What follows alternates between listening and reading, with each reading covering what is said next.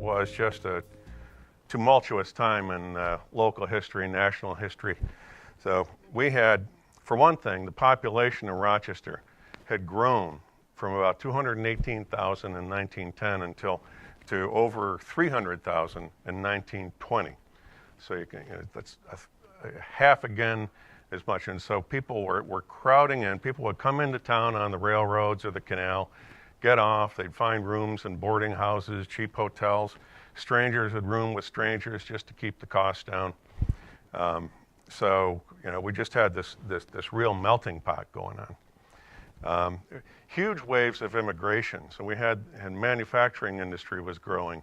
We had waves of Germans who came in to work in the manufacturing and food processing industries. We had waves of Italians come in to work in the clothing factories and some of the ancillary businesses like the button factory.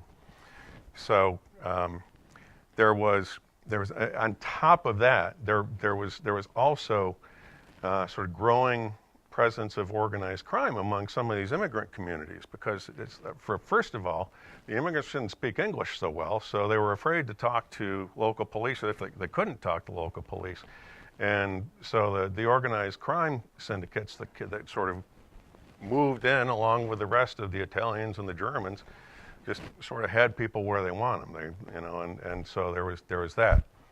What else was going on? We had Prohibition was already set to go in 1920. We knew that it was set up in advance.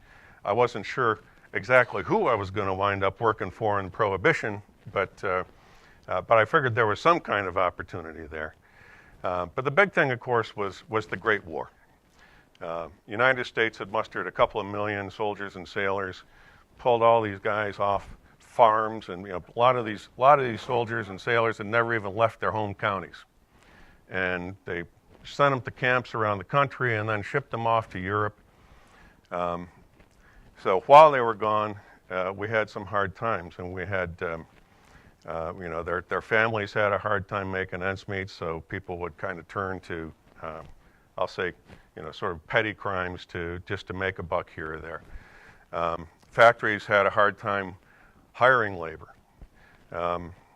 It was just a stressful time. There was a national coal shortage. We had schools were running half schedules, and newspapers only published once a day. They passed daylight savings time for the first time during the Great War. All kinds of change that went on there, and so it was just a heady time and a really interesting time to go into business.